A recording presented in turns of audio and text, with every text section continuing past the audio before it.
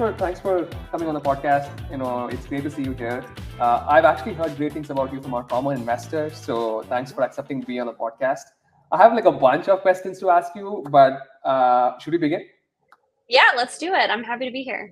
Awesome, Leslie. Obviously, I think your title is self-explanatory, but I would love to hear what Ivanti does, as if you're explaining to a 21-year-old, right? How should they think about Ivanti, and what the competitive landscape looks like? I think you're in a unique position to sort of in an interesting market. So, would love to understand how that landscape looks like and what the company does.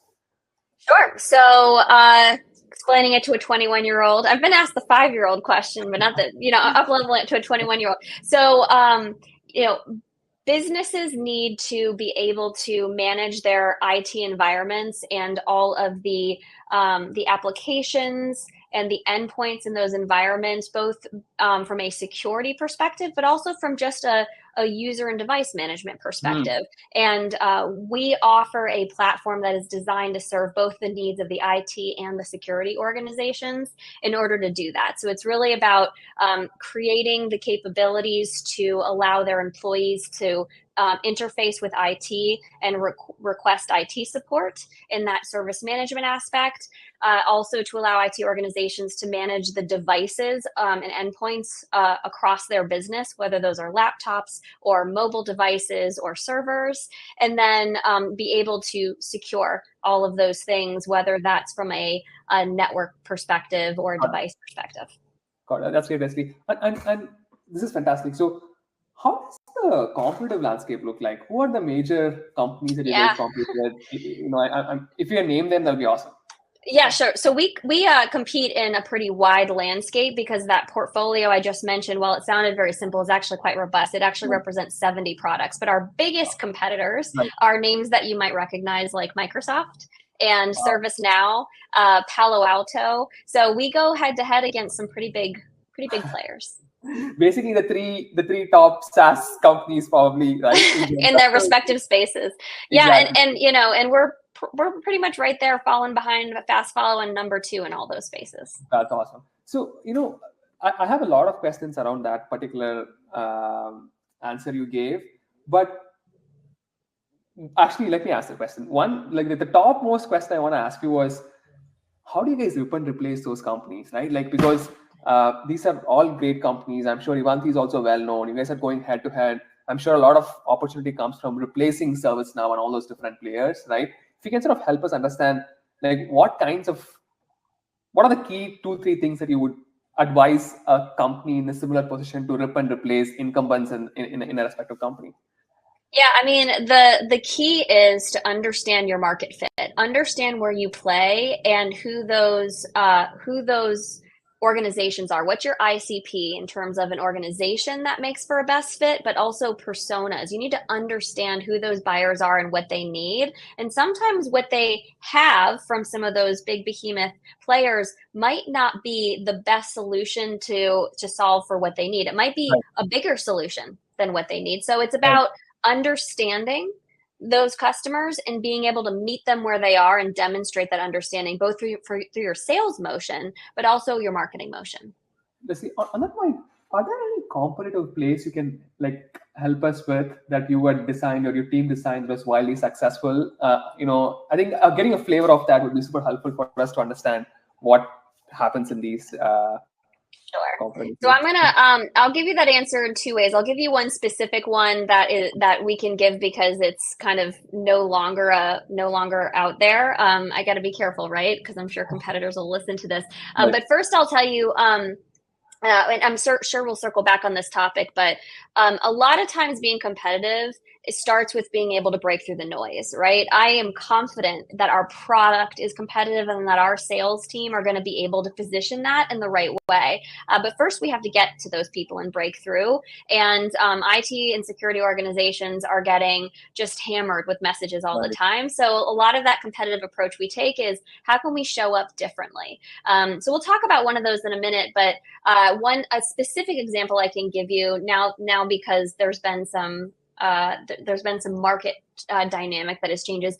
We used to play really aggressively against VMware in our UEM space, And when they went through an acquisition, one of the pieces of competitive intelligence that we were able to uncover was that that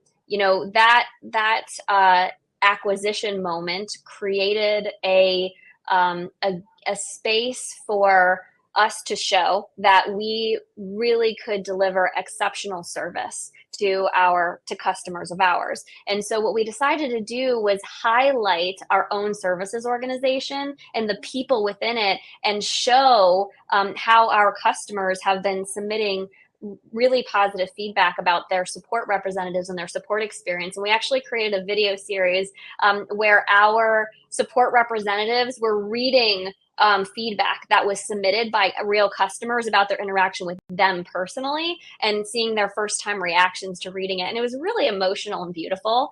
And so it's a very human type of campaign. That's awesome, Leslie. And I think it sort of nicely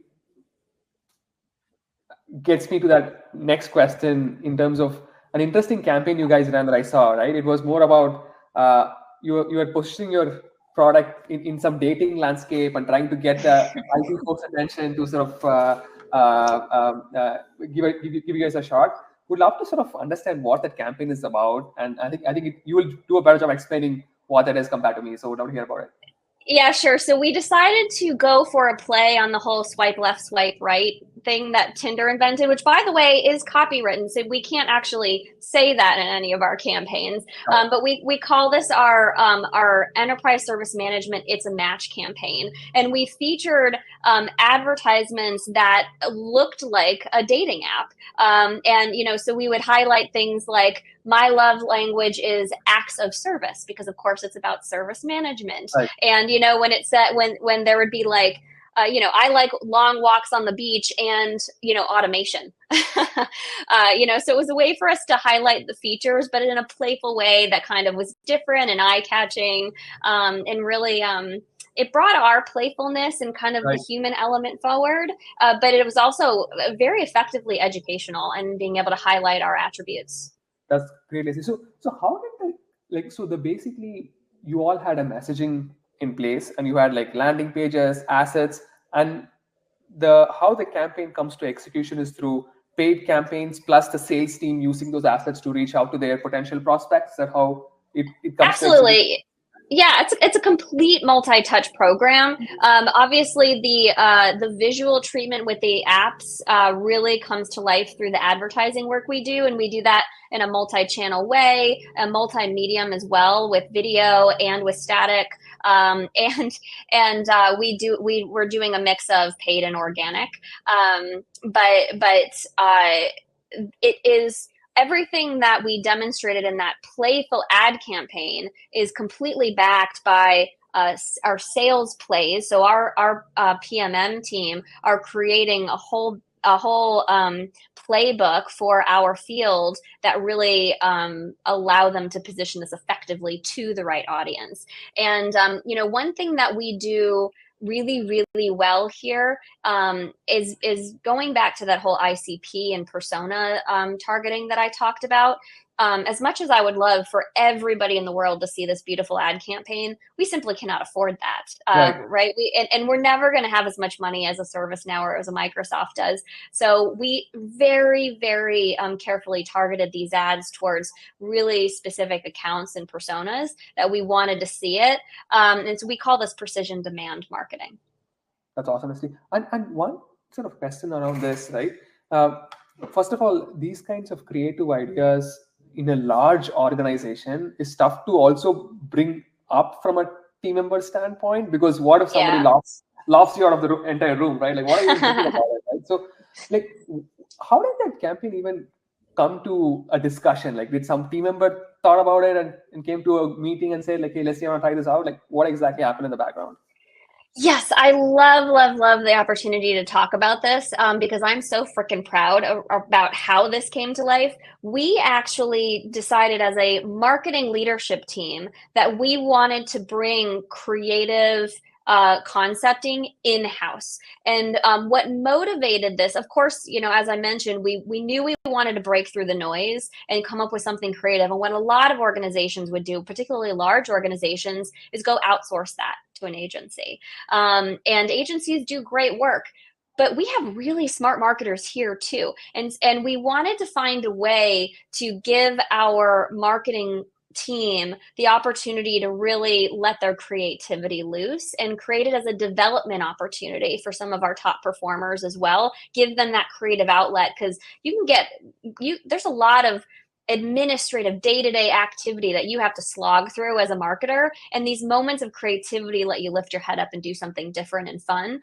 So what we did is we designed what we call a hero campaign process, and we have a leader within my organization who's kind of acts as the facilitator of this, and we select a cross-functional group across marketing to come participate in a concepting brainstorm. And it's a completely safe space. Nothing is considered ridiculous or off limits. And we pose kind of a series of questions that we kind of on a virtual whiteboard sticky note to kind of to build it along this brainstorming, and then you build off those ideas. So this hero campaign concept was born out of that new process, and we actually have now just implemented another new campaign in a different part of our business that we did in the same way. And we used a slightly different group of people, so different people got to do it, and they love it, and they're so proud, and they should be. So this is fantastic, Leslie. I think this process of having a hero campaign meeting where everybody comes together and does some whiteboarding led by a particular senior leader, where there is no judgments and anybody can participate in anything that they want, is a fantastic idea. I'm going to steal it. And in that meeting, one of your team members probably, through some brainstorming, thought that this could be interesting, right? And they came to you for like guidance and advice and approval. And did you react to it and say like, let's do it? Actually, it wasn't even that specific. I couldn't even tell you who came up with it, because what happens in these brainstorming exercises is that like people are throwing things out there, and then somebody else is inspired by that thing and they build upon it. So we time box these different exercises, and you're not paying attention to whose idea it is. It doesn't matter. It's just, you're building upon it, and it creates this kind of snowball of energy. And what kind of naturally happened is people's energies started to shift towards a few different ideas. And what we did is we had people, when the time was up, we said, okay, now let's group things into common ideas, and then we'll have everybody can vote on those top ideas. And then we said the top 3 we're going to flesh out as more robust concepts. And so then they did that, and then a smaller group got to review those kind of like top 3 concepts as they were kind of fleshed out, right. And they attempted to bring it to life a little bit more deeply, and then the committee voted on it. What was interesting was that originally they were like, oh, we'll bring it to the leadership team and they'll decide. And as a leadership team, we said, actually, no, we want you guys to decide. Why don't you guys should vote and come to an agreement. And so they created a scorecard, and then they voted. And then that with the highest score, they brought to us and said, here's what we want. And as a leadership team, all we had to do is approve it, maybe ask some questions, steer them a little bit, but that was the goal. Exactly. Puts more ownership on them as well, right? Hey, you approved the campaign, go execute it now, right? So that's awesome, Leslie. Are there any other competitive plays you can share with the audience? I know I'm going so deep into it and asking more questions than what you already revealed, but because I'm genuinely curious what you guys are doing is so interesting and also difficult, because you're replacing like some great SaaS companies out there and stuff like that, right? So we really believe in using data to kind of help point us in the right direction, right? We don't want to kind of fly by the seat of our pants and hope that we stumble into somebody who happens to be in a moment where they want to replace their thing. Yes. So another thing that we do is a lot of people are familiar with using tools like 6 Sense or Zoom Info. There's many types of tools that will track purchase intent. And we track not just purchase intent, but also what we call churn intent. So we look at where there are companies, businesses that we want to target who we know to be customers of one of our competitors, and we monitor them to see if they're demonstrating behaviors that they might be looking to move off of what they have, which is I would call that pre-purchase intent, because oftentimes purchase intent is Right. like they're shopping, they're made the commitment, they're doing another thing, and so we monitor those things, and we have our BDR team fully trained on the Sixth Sense platform to look for those signals, and we also flag those signals in our system, and send notifications and say, this organization is indicating that they might be looking for an alternative and they have a competitive solution right now. And then we point them really far, like really intensely at that. And we use force management as our methodology to really position value to organizations. But also, before you can position value, you have to ask the right questions. So we've also trained our teams as part of our competitive takeouts to ask smart questions, understand what are the alternatives that a customer has to renewing the solution that they're on, and how might we be a better one. That's great. That's awesome, Leslie. That's fantastic. Thanks for explaining that very carefully. Slightly moving to a different topic, one thing I'm curious to hear your perspective on is the importance of video in general, right?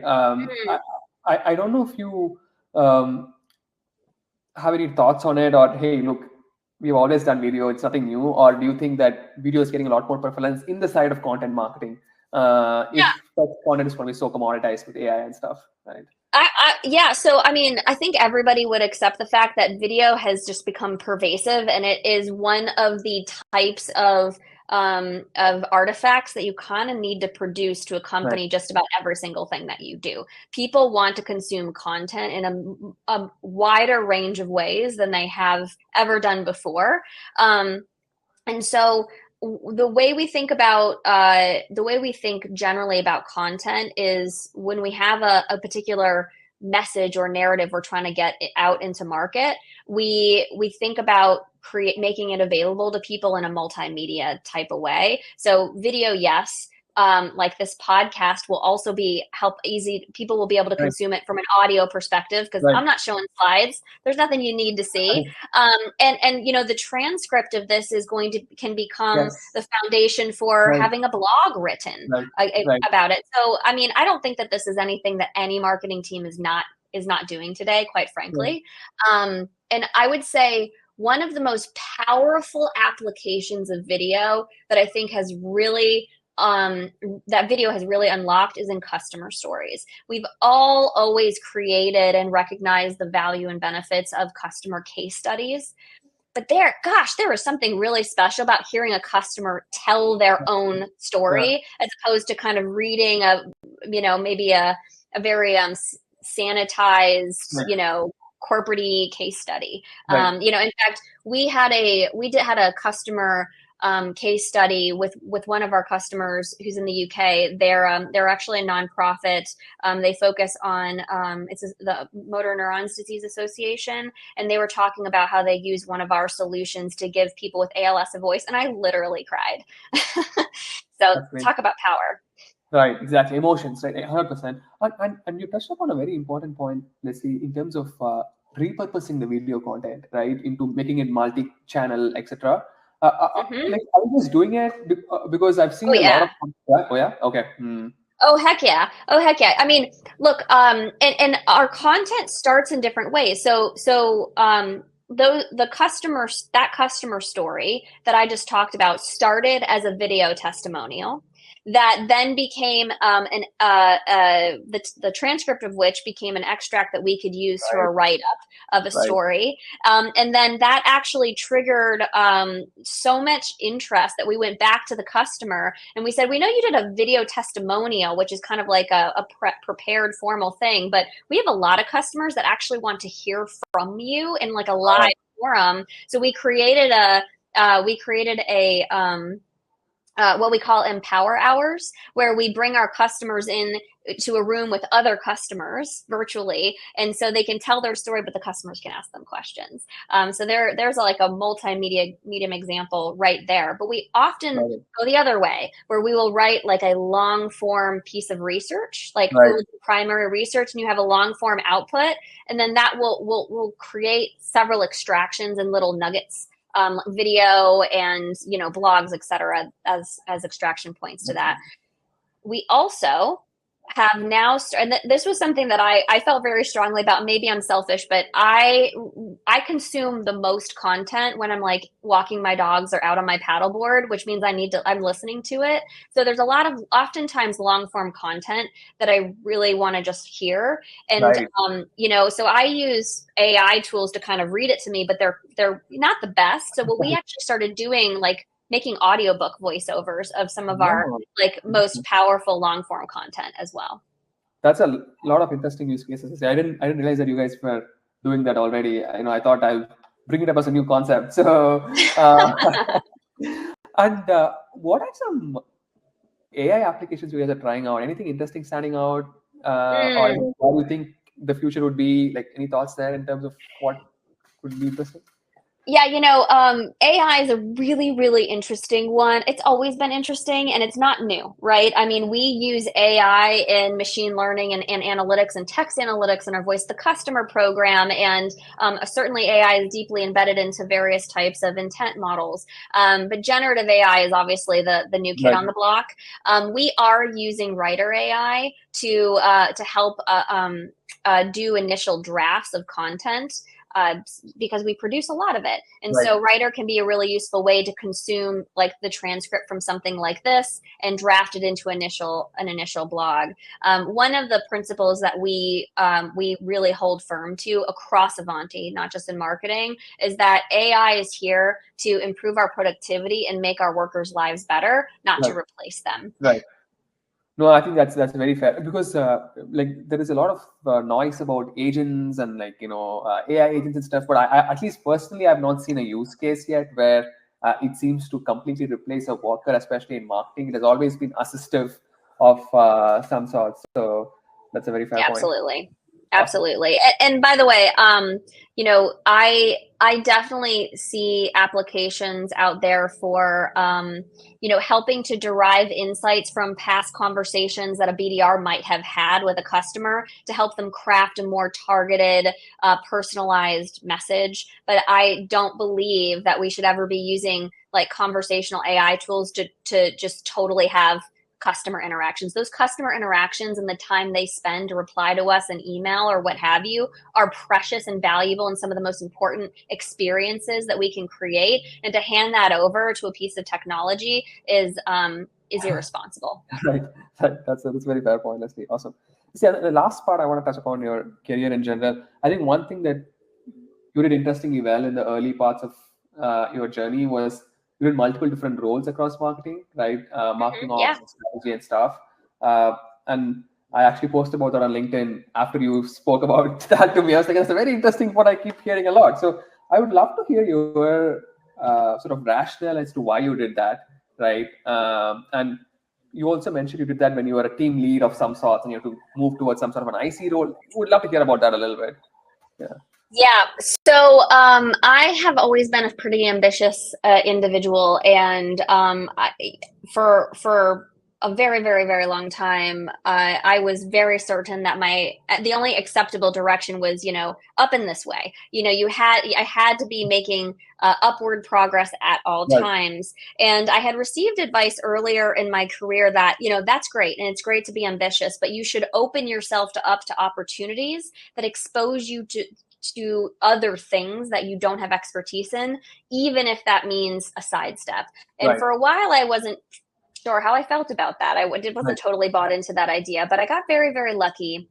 When I was working for Iron Mountain, I had the opportunity to take a lateral move out of running marketing operations to running regional or field marketing based in the UK. So it was for EMEA. So, that opportunity to live and work abroad was compelling enough to be worth taking that sidestep. And what I realized in that experience was I learned a lot, and that really helped me fill gaps that I didn't know I had in my competencies, but also my business acumen. I got the opportunity to get exposed to parts of the business I didn't have exposure to before, and it really unlocked my curiosity to want to understand how the business worked way beyond marketing. And then I got lucky enough to have the opportunity to move into corporate strategy, and that was a scary step because I had spent my entire career in marketing, and all of a sudden I was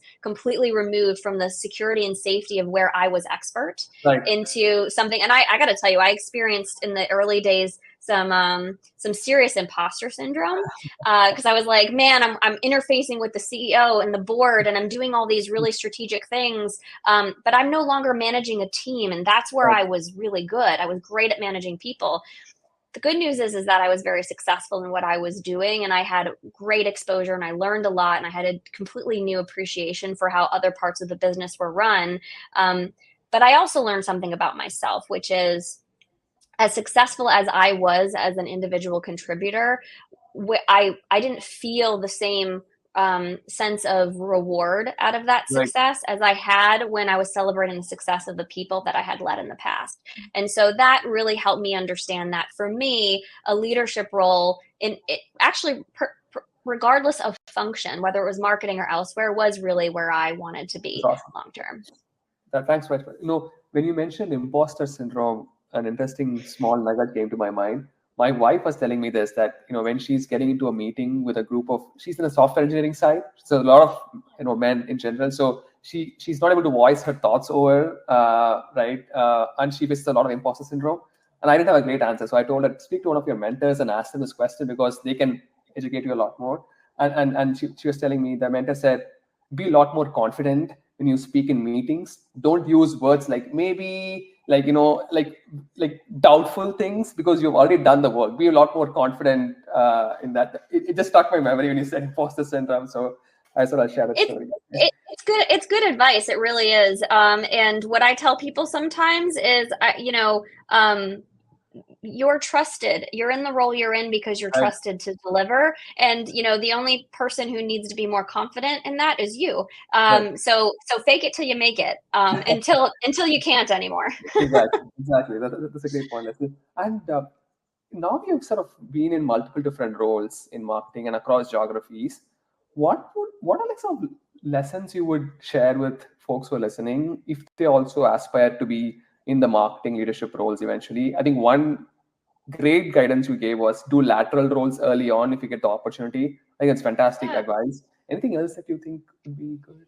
Yeah, I would say absolutely be open. It's great to aspire, and I'm still a big believer in setting goals. Even that BHAG goal, that big, hairy, audacious goal, know what that is, and then lay the groundwork for yourself and drive for yourself toward developing the skills, the competencies, and the experiences. Don't focus so much on the end destination as the things that you need to collect along the way to help you get to that end destination. And then if opportunities present themselves to you, seriously consider taking them. And sometimes that might mean setting your ego aside for a little bit, and give yourself permission to do that, because it'll pay dividends in the longer run. That's awesome. I also want to say one other thing, because I find myself saying this I mentor quite a few people, both within my organization and outside. And I have found myself saying this to a couple of people recently, and I would like to say it now. And that is that you do not need to demonstrate high or equal levels of ambition on a continuous basis throughout your career. It is okay to have moments in time within your career where you are happy where you are, and you just want to be good at that and do that thing. No leader is going to think less of you because you're not, bulldogging towards some other destination in every moment. So give yourself, permission and space to be in the moment that you need to be in your career. That's great, Leslie. Life happens at some point of time, and you need to accept that and take a breath before. Yeah, that's a good point. And last question, Leslie. Forget all the questions I asked. What is exciting you about your professional life, marketing this year, and what worries you the most? If I had to ask you this. What is exciting is, I love working in the technology space because it's always changing. Like as soon as you think you figured it out, something is different. The way people buy, the way people, the kind of technology people use, so I am excited by perpetual change, which I realize can scare can scare people quite a lot. Sometimes that's a space that I thrive in. So that excites me, that opportunity exists. And I hope, instead of saying what worries me, I'm going to position this as a hope. Right. I hope that the changes that we're all experiencing are changes that continue to propel us toward the better. Sometimes it's 2 steps forward, 1 step back. But I would like, coming out of this like COVID world, we've seen, we've seen high interest rates. We've seen the market do some funny things. So true. I can relate it so much. Exactly. And I really hope that that we start to see change that is barreling us toward the good. And I'm gonna have a sub bullet to that, which is speaking to the marketers out there, which is I think the market we're in today more than ever before has positioned marketing teams and professionals to be powerful and impactful within their organizations. We've seen this trend moving this way for a very long time, and it had once been that a marketing function was often seen as a support function to the sales organization. I think those days are behind us. I think that these are equal partners that are complementary of one another, uniquely contributing and making an impact to the business outcomes, and that makes me so happy. That's a great point. On that just last point you mentioned, one thing that my other founder did a good call. We are actually increasing our budget a little bit compared to what we budgeted for this year, because we feel like everybody's spending less. Let's try to be a little more aggressive and get our brand out there and differentiate us. Because your first point, so many SaaS companies, it's important to just like get an opportunity to get in front of your buyers, right? Mm-hmm. And this last point you mentioned, where marketing can be a powerful force within an org, just stuck out with me. Thanks again for doing this, Leslie. It's been a pleasure. I've really enjoyed this, and thanks for being very transparent about what's happening in your world and revealing a lot of your competitive plays. I might just keep a few but thank you for doing this. Thank you for having me. This was great fun.